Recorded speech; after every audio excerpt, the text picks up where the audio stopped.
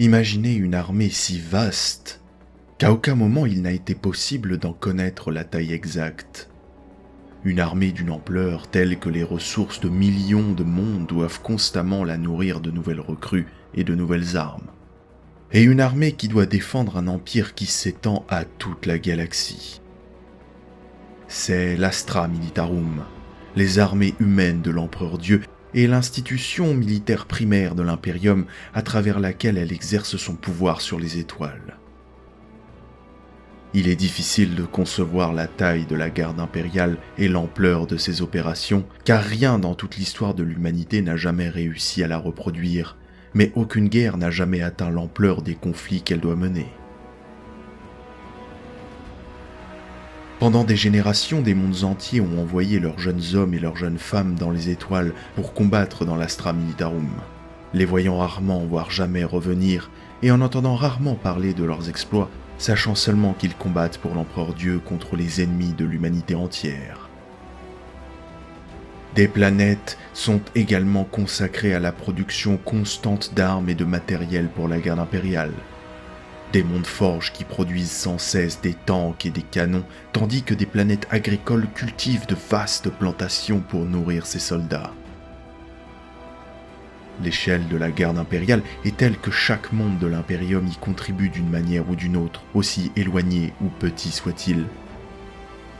Des mondes criminels isolés offrent leur lot de scélérats condamnés, des colonies minières d'astéroïdes qui extraient du minerai pour fabriquer des obus. Des mondes sauvages et primitifs où des membres de tribus barbares s'affrontent pour avoir la chance de rejoindre les hommes des étoiles. S'il est une constante qui a défini l'Imperium au fil de ses millénaires d'existence, il s'agit bien de la guerre.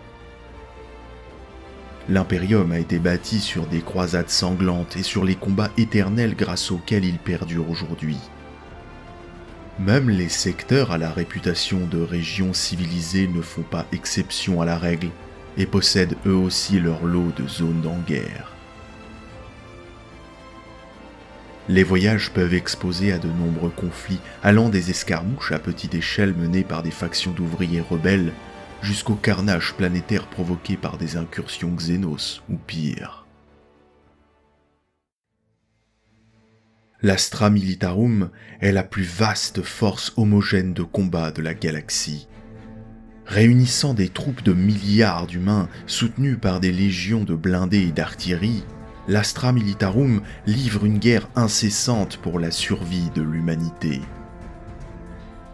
Le surnom de marteau de l'empereur, couramment employé pour désigner la garde impériale, est très bien choisi, car le type de guerre que pratiquent les forces impériales est aussi brutal et impitoyable qu'un coup de marteau en plein visage. Compte tenu de la taille de l'Astra Militarum et de la nature de sa guerre perpétuelle, elle est constamment mise à rude épreuve sous le poids des problèmes logistiques. Même pour des engagements relativement rapprochés, où un ensemble de mondes est menacé et où la garde impériale dispose de régiments pour répondre à la menace, déplacer les millions d'hommes et le matériel nécessaire pour faire la guerre d'un monde à un autre est une entreprise colossale. Alors que la marine impériale fournit des navires au régiment de l'Astra Militarum pour atteindre leur destination, l'Imperium ne peut pas toujours leur fournir tout ce dont ils ont besoin ou la main-d'œuvre nécessaire pour accomplir la tâche souvent redoutable qui leur est assignée. Comme la libération de mondes entiers qui sont en rébellion ou sous le joug des Xénos. Dans ces cas, la véritable ingéniosité de la garde impériale est mise en évidence et la nature de sa composition militaire est mise à l'épreuve, car les ressources doivent être recueillies sur les planètes et systèmes locaux. En raison des grandes distances à l'intérieur de l'Imperium, souvent des centaines ou des milliers d'années-lumière séparant les conflits des renforts, et de la nature changeante des voyages warp, quand les navires peuvent disparaître ou arriver plusieurs années après leur départ, l'Astra Militarum saisit ce qui lui appartient, à chaque fois qu'elle le peut, pour faire face aux conflits et à ces guerres. Cela signifie que tous les mondes à portée d'une zone de guerre sont souvent appelés à se battre, offrant des hommes et du matériel supplémentaire ou ce qu'ils peuvent, de peur que leur propre monde ne subisse le sort de leurs voisins assiégés. Cela signifie également que la qualité et le type des régiments et de l'équipement de la garde impériale varieront énormément, même au sein d'un même théâtre d'opération. Les gardes peuvent se retrouver aux prises avec des camarades portant des uniformes très différents, dont les officiers n'ont pas de titre familier ou qui ne partagent même pas une langue commune. Malgré ces grandes différences, cependant, une seule pièce d'équipement demeure presque universellement uniforme dans tous les régiments: le fusil laser. Simple à fabriquer en masse, incroyablement fiable et facile à entretenir, le fusil laser est resté le pilier des régiments de la garde impériale de toute la galaxie, alors qu'ils mènent constamment les guerres de l'empereur dans les étoiles. Telle est la nature de l'Astra Militarum, qui fera la guerre pour l'empereur Dieu comme elle le peut, où elle le doit. Dans une galaxie de plus d'1 million de mondes habités, la garde impériale doit faire face à toutes sortes d'environnements et de conditions du champ de bataille. Elle doit s'adapter, vaincre et triompher à n'importe quel prix, avec seulement le vide froid de l'espace dans son dos. Lorsque ces régiments atterrissent sur un monde, ils savent qu'ils doivent combattre et gagner ou mourir en essayant. La grande guerre que pratique l'Astra Militarum ne peut être menée autrement, car céder un pouce ou abandonner un secteur, c'est inviter la destruction de la part des ennemis de l'humanité. Ce n'est que par une tension constante, une résistance incessante et l'action continue d'innombrables millions de gardes que l'Imperium pourra continuer d'exister, que ses ennemis seront tenus en échec et que ses frontières seront protégées. C'est le devoir de la garde impériale qui ne prendra fin que lorsque l'humanité sera maître de toutes les planètes de la galaxie ou que l'impérium de l'humanité ne sera plus que cendre.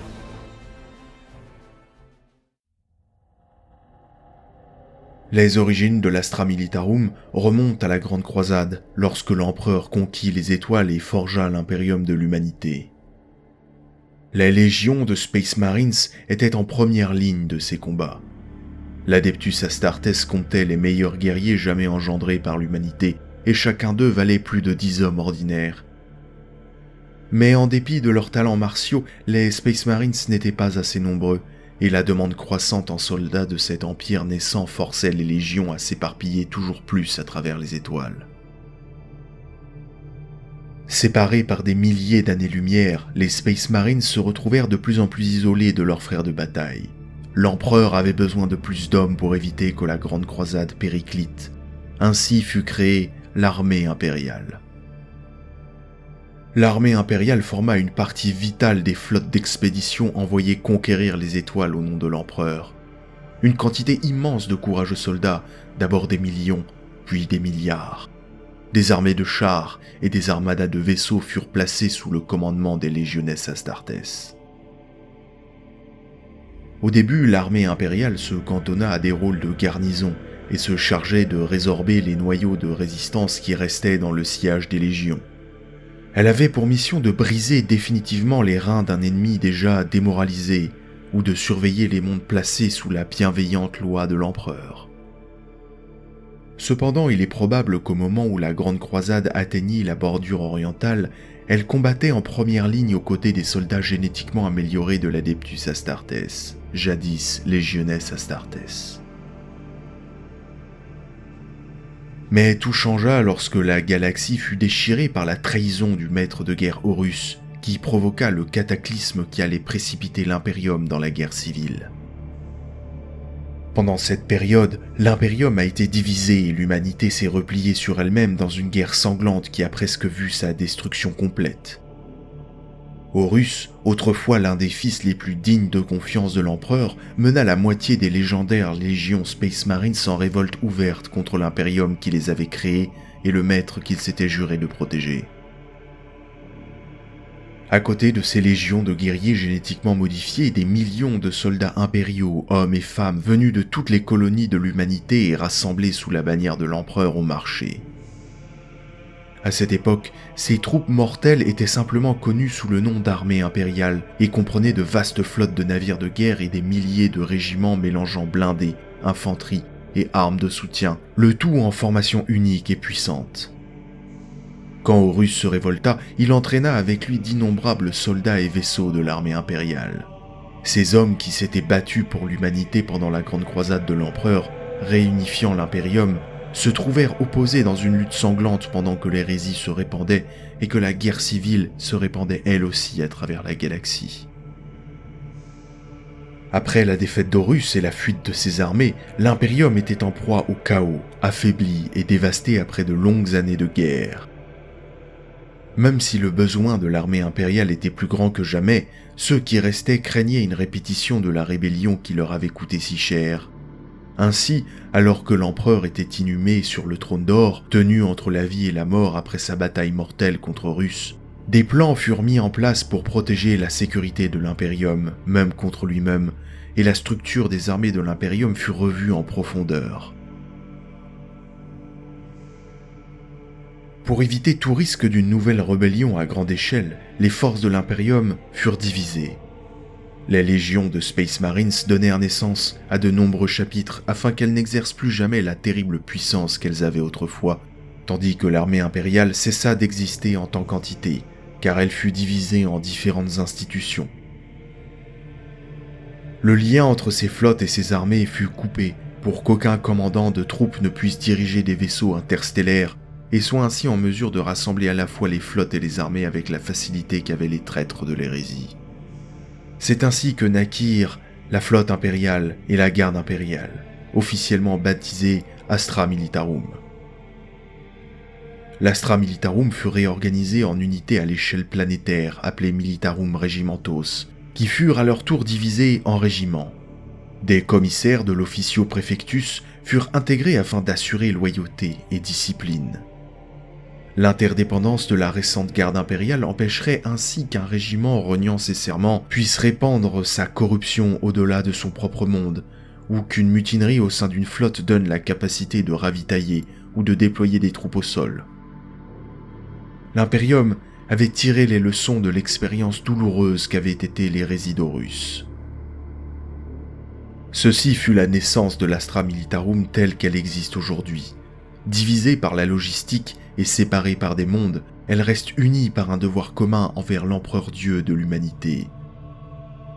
Rongée par l'inefficacité et la bureaucratie, elle est souvent lente à réagir et résistante au changement, mais elle continue à fonctionner malgré les règles établies par l'Adeptus Administratum pour limiter son pouvoir et son utilisation par des commandants indignes de confiance. Le fait qu'aucun homme ne puisse à aucun moment connaître l'étendue de la force totale de la garde impériale fait partie de cette protection et de son pouvoir, car c'est une armée d'une taille et de ressources illimitées qui peut répondre aux exigences de la guerre, mais qui ne répondra jamais que devant l'empereur Dieu lui-même.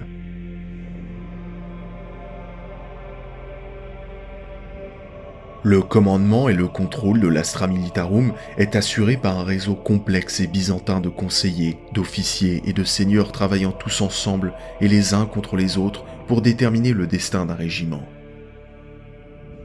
Au sein d'un régiment de la garde impériale, on y trouve habituellement son propre cadre d'officiers, allant des sous-officiers subalternes jusqu'à son commandant attitré, tous originaires du même monde et élevés en même temps avec un contrôle direct sur ceux qu'ils commandent. Il est rare cependant qu'un régiment combatte seul, et lorsqu'il est mobilisé pour la guerre, un régiment sera un parmi tant d'autres, parfois du même monde mais souvent de plusieurs mondes, tous réunis dans un seul but. À cela s'ajoutent les diverses formations de soutien qui accompagnent les régiments de l'Astra Militarum, certains provenant d'autres branches de la garde impériale, d'autres de puissantes organisations impériales comme l'Adeptus Mechanicus ou le Ministorum, chacune ayant un intérêt direct dans cette entreprise. Enfin, aucune mobilisation de l'Astra Militarum ne pourrait avoir lieu sans la marine impériale et ses flottes. Ensemble, cela signifie que pour chaque engagement auquel la garde impériale participe, il y aura des douzaines de commandants potentiels ayant le contrôle direct de ces régiments ou l'influence nécessaire pour changer leurs ordres ou modifier leur déploiement. En principe, les armées de l'Astra Militarum sont sous le contrôle direct des seigneurs de Segmentum, chacun contrôlant le déploiement et la disposition de la garde impériale à travers une vaste section de la galaxie et répondant seulement aux hauts seigneurs de Terra. En théorie, le seigneur commandeur d'un segmentum donne ses ordres aux divers officiers de secteur qui servent de relais de commandement aux militarum regimentos. Pour ce faire, les souhaits des hauts seigneurs de Terra sont promulgués par le Departamento Munitorum. Lorsqu'un conflit survient dans le domaine d'un seigneur de segmentum, il doit alors considérer son importance dans la défense globale de sa région et dicter la réponse de l'Astra Militarum en conséquence. Dans la pratique, cependant, les seigneurs de segmentum ont peu de temps à consacrer à chaque feu de brousse dont leur autorité est victime, et dans de nombreux cas, ne sont informés de l'existence des conflits que longtemps après leur résolution, tant la communication est longue et délicate.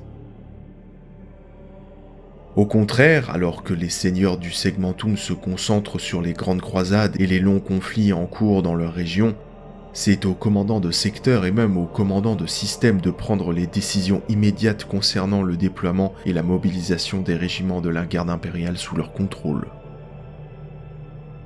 Un seigneur de secteur peut toujours faire appel à l'aide extérieure de son seigneur de segmentum si le besoin est grand, ou s'il fait face à une menace trop conséquente pour ses propres forces. Mais la réalité à laquelle se heurte l'Imperium et une bonne part de l'Astra Militarum est que si des renforts arrivent, il peut falloir attendre des mois ou même des années pour voir le front traverser de vastes portions de territoire, et seulement lorsque les ordres appropriés auront été passés que le seigneur du segmentum sera certain de leur nécessité.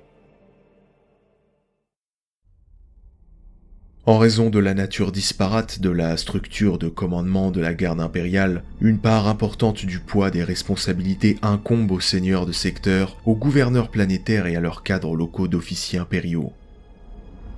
Il peut s'agir du déclenchement d'un conflit long d'une décennie visant à nettoyer un système souillé par des peaux vertes sauvages, de la protection d'une mine d'adamantium ou de raffinerie de prométhéum contre des raids de pirates. La colonisation militaire de planètes sorties du giron de l'Imperium est tout aussi commune. Quelle que soit la mission, le commandant d'un groupe d'armée est responsable du déploiement des troupes et de l'assignation des ressources à sa disposition. Des centaines de compagnies d'infanterie, des régiments blindés, des batteries d'artillerie et d'une foule d'autres outils de guerre. Ces hommes ne peuvent toutefois jamais être sûrs que leurs demandes d'aide ou leurs requêtes pour l'approbation d'un plan d'action recevront une réponse avant qu'il ne soit trop tard, mais ils peuvent être sûrs que s'ils perdent des mondes ou sacrifient leur régiment sans raison, ils seront tenus pour responsables. Heureusement pour ces hommes, si les hauts seigneurs de Terra et leurs seigneurs de segmentum ont le droit d'intervenir personnellement dans les actions de l'Astra Militarum, ils le font rarement, ne faisant connaître leur volonté que lorsque des événements menacent des parties importantes de l'Imperium ou sont sur le point de se répandre au-delà des limites du monde ou de tout un système. Dans ces cas, lorsqu'un conflit sectoriel attire l'attention des autorités impériales, l'issue peut devenir imprévisible. De même qu'un seigneur du système peut se retrouver marginalisé lorsque la main du seigneur du secteur intervient. Des secteurs entiers peuvent aussi perdre toute prétention au contrôle individuel par leur seigneur si des armées levées par le seigneur segmentum viennent régler un problème. Tout cela revient à une structure de commandement qui concerne autant la politique de l'Imperium que le commandement militaire de la garde impériale. Sur le terrain, les officiers de première ligne peuvent déplorer le manque de soutien et les ordres qui exigent qu'ils se retranchent quand ils savent qu'ils doivent manœuvrer ou qui appellent à une retraite quand ils savent qu'ils doivent attaquer, mais pour leurs supérieurs, pour les seigneurs et gouverneurs, mener une guerre réussie signifie combattre les ennemis et faire savoir que l'on est en train de les combattre. Deux choses qui peuvent tout aussi bien être identiques que très différentes. Cela ne simplifie pas les choses, car bon nombre des officiers supérieurs de l'Astra Militarum sont issus de la noblesse locale et font partie de la haute bourgeoisie, située très au-dessus des hommes et femmes qui leur sont subordonnés au niveau de la hiérarchie. Pour atteindre même un rang élevé dans la garde impériale, un commandant doit généralement être un expert en politique avisée, parfaitement conscient de la faveur de son seigneur de secteur et des besoins des gouverneurs planétaires. Beaucoup de ces hommes et de ces femmes peuvent aussi être des tacticiens et des stratèges astucieux, bien formés aux arts de la guerre, bien que pour conserver leur poste, ils doivent aussi considérer leurs actions, les ordres qu'ils donnent et reçoivent, et comment ceux-ci vont affecter leur carrière.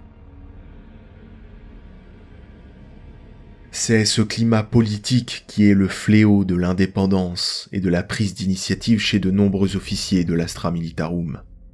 Loin des machinations des seigneurs du système, du secteur et du segmentum, les commandants de régiment doivent faire preuve de prudence, gardant un œil sur les hommes sous leur commandement et le succès de leur campagne, tout en gardant un œil sur leurs supérieurs et la faveur que leur action suscite, sous peine de se voir envoyés sur le front ou leur régiment affecté dans un monde lointain et morose. Certains officiers, souvent jeunes et idéalistes, feront preuve d'initiative sur le champ de bataille, prendront les choses en main pour assurer la victoire et agiront en fonction des intentions de leurs ordres plutôt que de les suivre servilement à la lettre. Que cela soit ou non récompensé ou puni par ceux qui sont au-dessus de ces jeunes officiers idéalistes varie énormément à travers l'Imperium. Dans certaines régions, ce genre d'action est rapidement réprimé, les officiers fautifs étant envoyés en mission suicide avant qu'ils ne causent trop de problèmes aux officiers supérieurs dans la hiérarchie.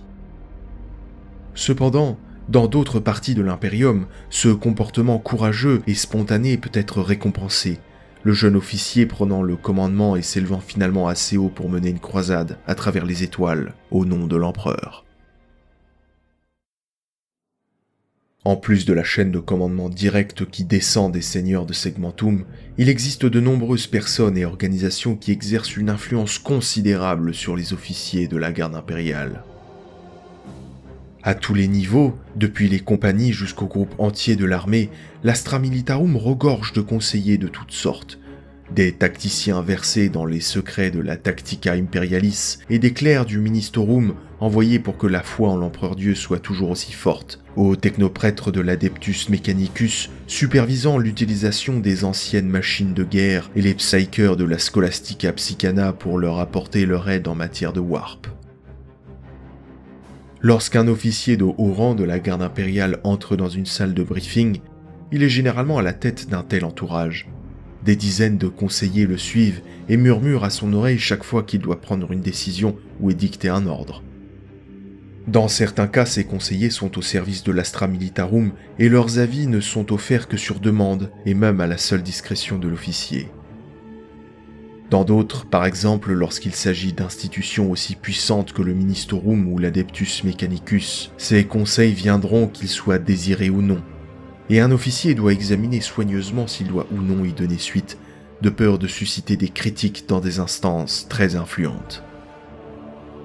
Cette fonction consultative s'applique également à la relation entre la garde impériale et la marine impériale, et les officiers de l'Astra Militarum ont souvent des agents de liaison navale et des conseillers de la flotte au sein de leur personnel.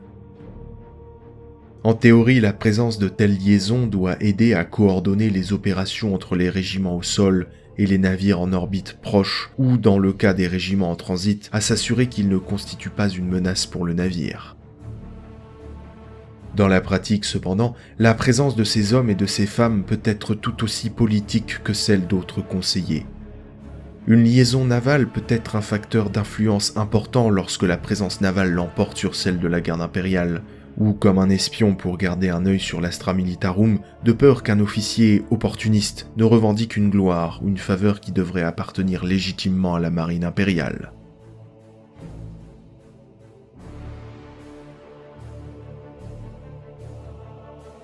Garder l'Astra Militarum équipée et prête au combat est une tâche gigantesque, et l'Imperium équipe sans cesse les régiments nouvellement constitués pour alimenter les feux de la guerre. L'armement et l'équipement d'un régiment incombent en partie à son monde originel, au début tout du moins. Beaucoup des possessions d'un garde viendront de son monde natal ou de mondes voisins en étroite alliance commerciale avec eux. Les uniformes, les armes personnelles et les armures portent souvent ces sceaux locaux et sont de conception locale. Ce n'est pas un hasard si la plupart des régiments mécanisés de la garde impériale, comme la célèbre Légion d'acier d'Armageddon, où chaque peloton est équipé de transports de troupes blindées et d'un soutien entièrement mobile, viennent de ce type de monde. Les mondes plus rustiques ou les planètes de marigots sauvages doivent souvent se contenter de ce qu'ils ont. Les gardes quittant leur monde avec un fusil laser abîmé, toujours taché du sang du précédent propriétaire, et un gilet pare-balles qui semble ne pas avoir bien servi à son précédent propriétaire non plus. Certains régiments sont entassés sur leurs vaisseaux de transport, souvent à peine conscients qu'ils voyagent maintenant parmi les étoiles, portant encore des fourrures tribales et maniant des lances et des épées. Ces pauvres malheureux doivent récupérer ce qu'ils peuvent et se contenter des rejets d'autres régiments jusqu'à ce qu'ils remportent des victoires et puissent ramasser du butin sur le champ de bataille. En complément du kit souvent maigre que le monde d'origine d'un garde juge bon de lui fournir, le Departamento Munitorum, le bras militaire de l'Administratum, peut fournir des ressources supplémentaires et un ravitaillement. Le Departamento Munitorum est la branche de l'Administratum qui est entre autres responsable de fournir les munitions, les machines de guerre, l'armement et le matériel de soutien essentiel aux forces de la garde impériale pour leur permettre de faire la guerre. C'est une bureaucratie tentaculaire, responsable de l'acheminement et de la distribution des ressources militaires de l'Astra Militarum. Une vaste organisation logistique qui s'étend dans tout l'Imperium. Et sans les adeptes et les scribes du Departamento Munitorum, les armées de l'Astra Militarum seraient paralysées, et les appels à l'aide resteraient alors sans réponse. Les armadas de la flotte impériale ne pourraient pas intercepter les invasions, et les forces de l'humanité seraient incapables de repousser les assauts de leurs ennemis. Lentement mais sûrement, les mondes isolés tomberaient jusqu'à ce que tout l'Imperium disparaisse. Ses fonctions les plus importantes sont la collecte de taxes et le recrutement ainsi que le transport de l'Astra Militarum entre les différentes zones de guerre pour lesquelles elle se repose sur la flotte impériale. Des légions d'administrateurs traitent et font respecter les contrats d'ordre passés avec les ruches et les sacroforges des mondes forges, assurant ainsi la sécurité de l'Imperium. Une grande partie de la bureaucratie qui encombre toute la garde impériale de paperasserie provient directement du Departamento Munitorum et de ses innombrables archives et comptes rendus de l'armée impériale. Lorsqu'un régiment est levé, l'Administratum enregistre son existence et rejoint des millions d'autres dans la liste des armées qui peuvent être appelées pour défendre l'Imperium contre ses ennemis. Des milliers et des milliers de scribes et adeptes travaillent sans relâche dans les couloirs sombres et profonds de l'Administratum pour tenir leurs dossiers aussi à jour que possible, en renvoyant leurs listes à Terra où le Departamento Munitorum peut les stocker et les rassembler. Chaque échelon du Munitorum est organisé au niveau du secteur et du sous-secteur. Ils sont assez autonomes pour réagir à des menaces intrasystèmes. Cela se révèle essentiel à cause des variations dans les délais de communication et des voyages warp. La taille réduite d'un sous-secteur permet d'agir rapidement face à un danger émergent. Lorsqu'une attaque se produit, un corps d'armée est formé à partir des régiments de tous les mondes des systèmes voisins. Cependant, malgré son importance capitale, le Departamento Munitorum n'est guère plus qu'un organisme pesant. Déjà, avec les caprices du warp et les distances véritablement énormes entre les mondes de l'Imperium, la plupart des messages mettent des années à parvenir à destination, et encore des années pour que les réponses soient données, car même une fois reçue, une demande d'assistance militaire peut mettre des mois, des années, voire des décennies avant d'être satisfaite. Une telle requête doit remonter les échelons hiérarchiques avant d'arriver entre les mains de l'adepte suffisamment haut placé pour prendre une décision à des milliers d'années-lumière du conflit. Ainsi, les dossiers du Departamento Munitorum sont souvent obsolètes et peuvent contenir à tout moment des milliers de régiments n'existant plus ou en omettre des milliers d'autres qui ont été créés récemment. De nombreux régiments sont levés et détruits bien des années avant même que l'Administratum ne les enregistre. Quand il recrute un corps d'armée, le Departamento Munitorum est responsable de l'approvisionnement en munitions et recrues, de l'entraînement des troupes et du matériel médical et technique. Les méthodes permettant l'accomplissement de ces tâches donnent des résultats souvent difficiles à quantifier. Des centaines de milliers de soldats issus de dizaines de régiments répartis sur plusieurs planètes sont enrôlés et envoyés vers la zone de guerre appropriée. La nature imprévisible du warp et les risques inhérents aux voyages spatiaux signifient qu'il n'est pas rare que des régiments entiers soient perdus ou détruits en cours de route. Certains sont retardés par des tempêtes warp ou ressortent de l'immatérium à des années-lumière de leur destination initiale. Le Departamento Munitorum doit donc acheminer un nombre considérable de troupes, véhicules et équipements pour s'assurer qu'il en arrive suffisamment sur la zone de guerre. 。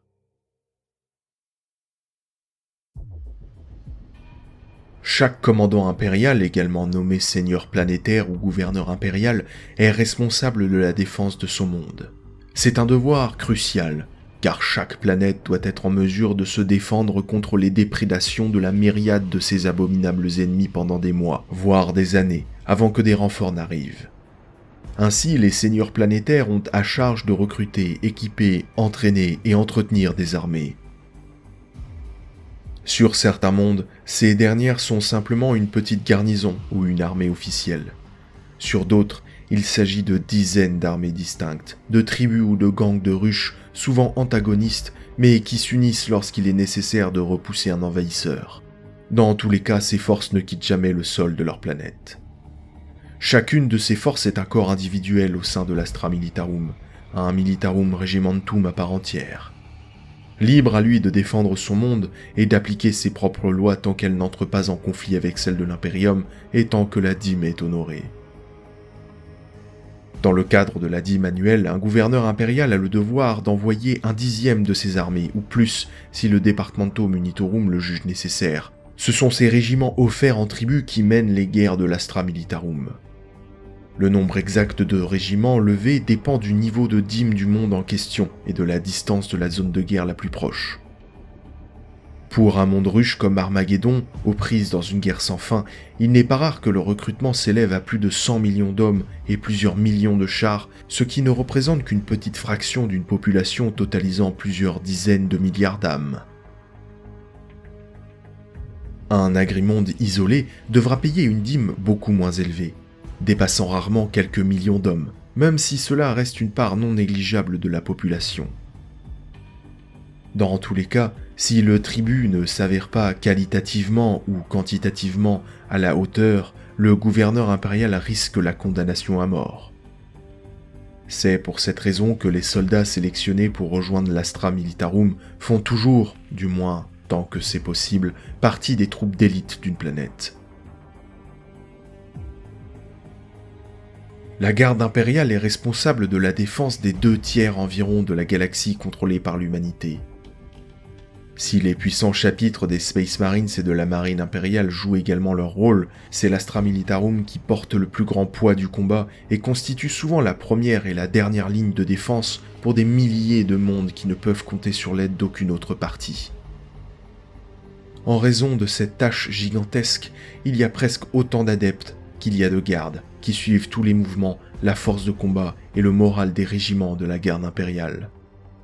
C'est une tâche sans fin, car l'Astra Militarum est toujours en mouvement. Ses troupes se déplacent toujours d'un monde à l'autre, de nouveaux régiments sont levés pour remplacer les régiments diminués ou détruits, et de nouvelles guerres et croisades exigent toujours plus de chair pour leur hachoir à viande. Le Departamento Munitorum de l'Administratum supervise la mobilisation, le mouvement et la coordination de la garde impériale. Les adeptes du Departamento Munitorum traitent toutes les questions concernant l'Astra Militarum et agissent selon la volonté des seigneurs du Segmentum et des hauts seigneurs de Terra. C'est au sein de cette gigantesque armée que les inquisiteurs recrutent les muscles dont ils ont souvent besoin dans le cadre de leur travail, car quelle que soit la subtilité dont les acolytes font preuve durant leurs enquêtes, tôt ou tard arrivera un moment où palabres, discrétion et ingéniosité devront laisser place à la force brute. Et c'est là qu'interviennent les gardes. Mais comme chaque régiment est différent des autres, le concept de garde est très variable. Certains sont des commandos d'élite professionnels, d'autres sont des membres endurcis de gangs originaires de mondes industriels obscurs qui avaient sans doute déjà entamé une carrière de tueurs avant d'incorporer la garde, et d'autres encore pourront parfaitement prendre la forme de barbares sanguinaires, armés de haches s'ils sont issus d'un monde sauvage lointain. Quoi qu'il en soit, ce sont des individus coriaces et implacables, experts dans le maniement d'une multitude d'armes, tout ce qui va du simple fusil laser au fusil du tireur d'élite. Les inquisiteurs font principalement appel aux gardes impériaux pour leur expérience au combat et leur connaissance des armes. Mais leur choix est souvent influencé par les compétences secondaires de l'acolyte, qui trouvent également une application sur le terrain. Par exemple, les gardes impériaux sont généralement formés pour conduire et entretenir les véhicules, ont parfois des connaissances médicales ou logistiques, sans compter qu'il leur arrive de se montrer habiles en matière de communication et d'explosifs. Tous les gardes impériaux ne viennent pas nécessairement de la garde impériale.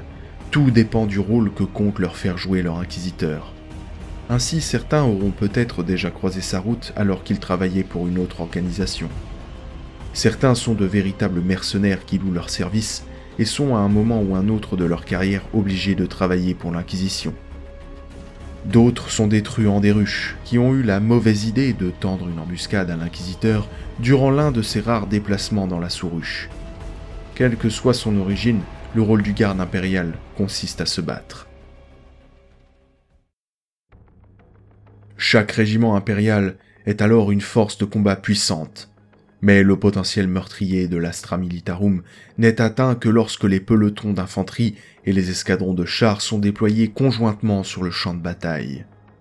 Fusils laser, obusiers et artillerie sont alors coordonnés en un feu dévastateur afin d'annihiler les ennemis de l'humanité.